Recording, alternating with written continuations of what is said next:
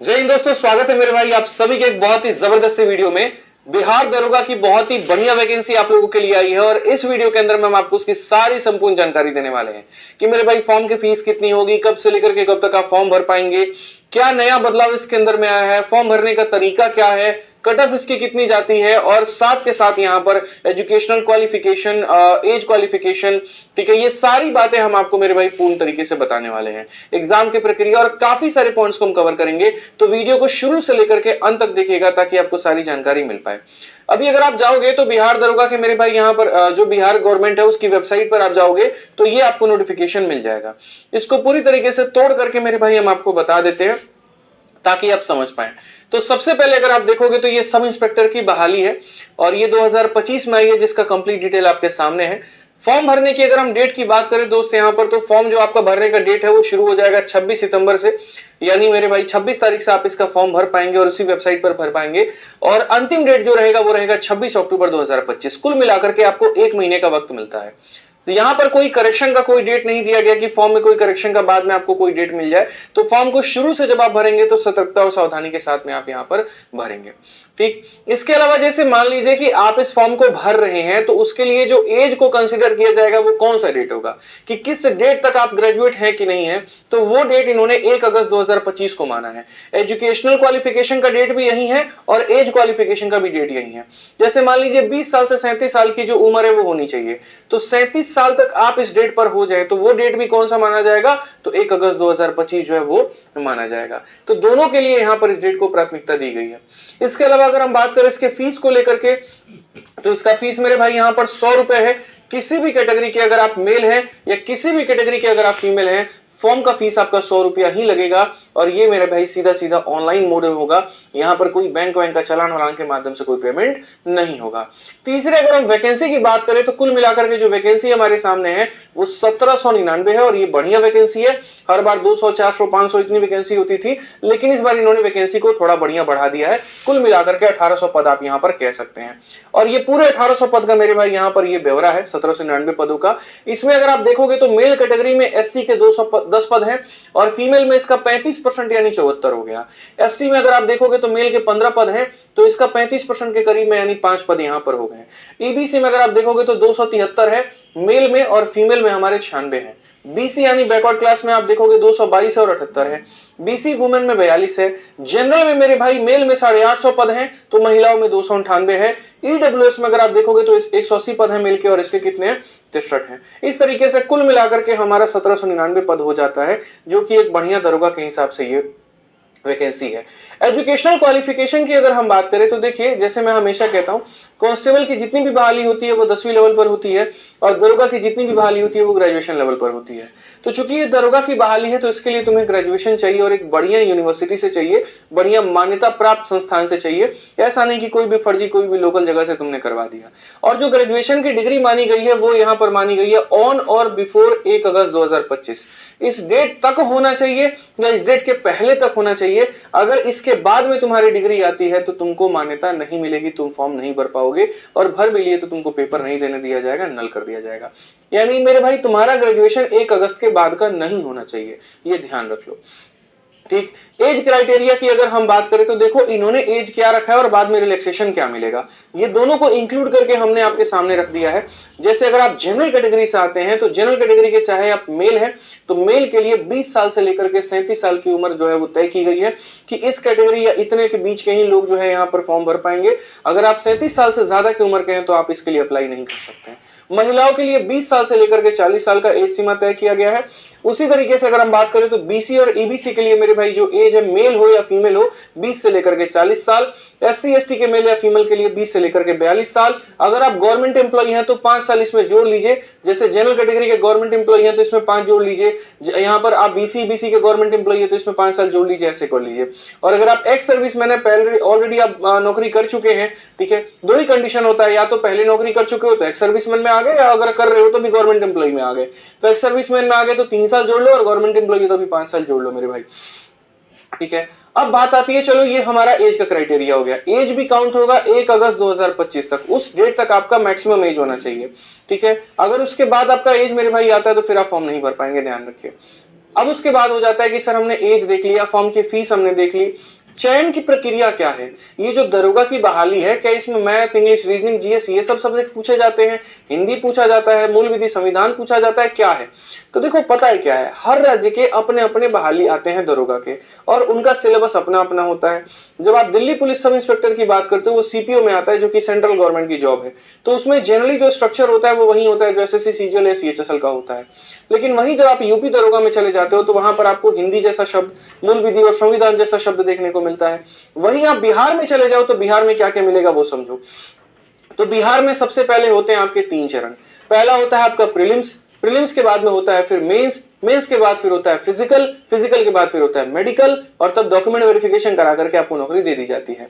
तो जब आप इसके प्रीलिम्स की बात करोगे तो 200 नंबर का मेरे भाई आपका पेपर होता है, ठीक है, और जिसके अंदर में जीके और करंट अफेयर के ज्यादा क्वेश्चन रहते हैं, 5-6 सवाल गणित के आगे तो आगे, नहीं तो ज्यादातर सारा का सारा क्वेश्चन मेरे भाई जीके का रहता है। तो यहाँ जिनका जीके स्ट्रांग है वो बहुत मेरे भाई फायदे में हो जाते हैं। बिहार जीके का भी काफी अहम रोल रहता है इसके ऊपर में, ठीक। फिर जब आप प्रीलिम्स दे देते हैं, प्रीलिम्स में अगर मैं आपको बात करूं मेरे भाई, कुल मिलाकर के 2 घंटे मिलते हैं, ठीक है, और यहाँ पर 200 नंबर का पेपर आपका होता है। प्रीलिम्स को क्वालिफाई करने के बाद में फिर आप आ जाते हैं मेंस में। मेंस में आपका 2 पेपर होता है। पेपर 1 होता है हिंदी का, जो कि 200 नंबर का है, और ये मेरे भाई सिर्फ और सिर्फ क्वालिफाइंग है, मेरिट में इसके नंबर नहीं जोड़े जाते हैं, ठीक। और जो पेपर 2 होता है उसमें जीएस होता है, साइंस होता है, मैथ होता है, रीजनिंग होता है, ये 200 नंबर का होता है, मेरिट आपका इसमें बनता है। ऐसा कहा भी जाता है मेरे भाई कि अगर आपको पहला वाला प्रीलिम्स क्वालिफाई करना है तो आपको मेरे भाई 74 से 77 से बीच में सही उत्तर करके आने पड़ेंगे आपको, मेल के लिए, और फीमेल के लिए 70 के आसपास आपको जो है सही करके आना पड़ेगा, तब जाकर के बात बनेगी। इतने सवाल सही करके आने पड़ेंगे, मतलब मैं आपको ये कह रहा हूँ प्रीलिम्स में।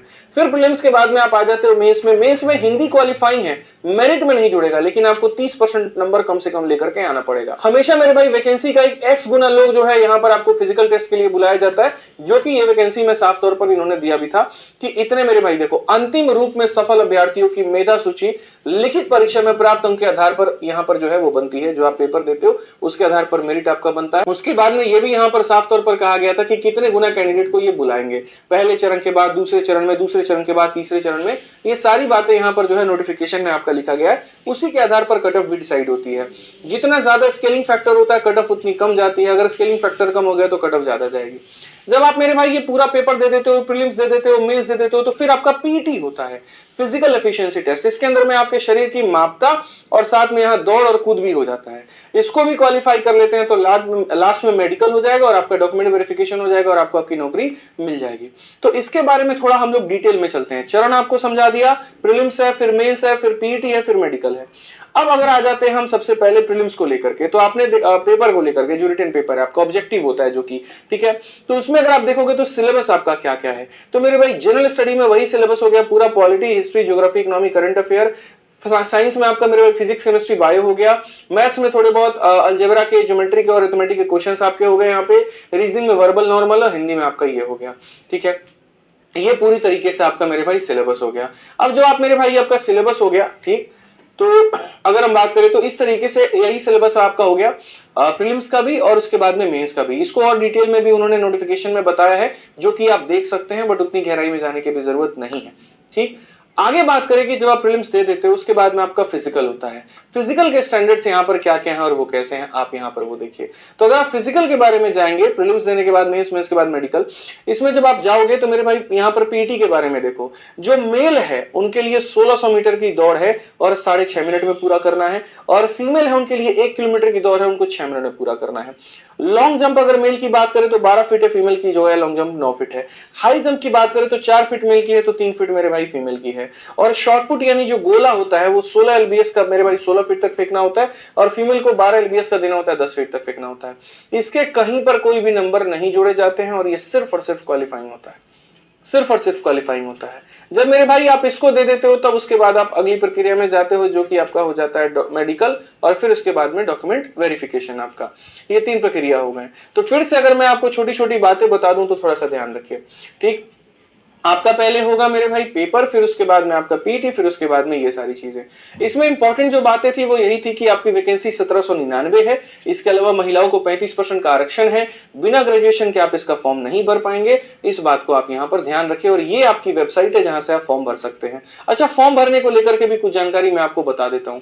सबसे पहले तो एक ऐसा एक्टिव मोबाइल नंबर और एक ऐसा ईमेल आईडी रखना जिस पर ओटीपी आ पाए। साइबर कैफे वाले से भरवाने जाते हो, दिक्कत ये हो जाती है, वो अपना मोबाइल नंबर अपना ईमेल आईडी डाल देता है और बाद में दिक्कत तुम्हें होती है। तो ये मत करना, नंबर और ईमेल आईडी अपना ही रखवाना। इसके अलावा फोटो और सिग्नेचर तुम्हारा बहुत क्लियर होना बहुत जरूरी है। जितने भी तुम्हारे पास में सर्टिफिकेट है वो वैलिड हो और अपने तय समय के डेट के पहले के हो। बाद के सर्टिफिकेट मेरे भाई कोई मायने वहां पर नहीं रखते हैं, ठीक है। एक आवेदक सिर्फ एक ही फॉर्म भर पाए, इस बात का भी ध्यान रखो। इससे ज्यादा फॉर्म भरोगे तो रिजेक्शन हो जाएगा।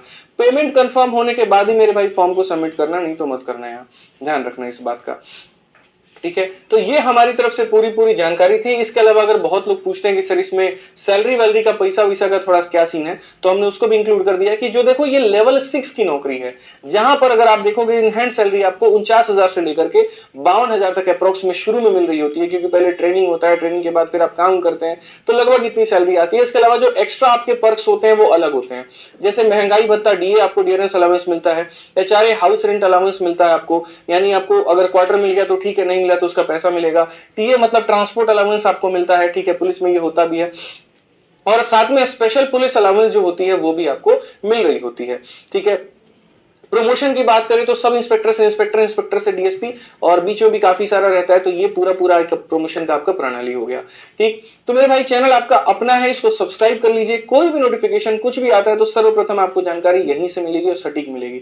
बाकी इसके अलावा अगर आपका मन में कोई डाउट है तो आप यहाँ बता दीजिए, फॉलो कर सकते हैं, बढ़िया से आप उससे पढ़ाई कर सकते हैं, ठीक है। मिलेंगे अगली वीडियो में जल्द। इतना ही, आज के लिए इतना ही। बहुत बहुत धन्यवाद। जय हिंद।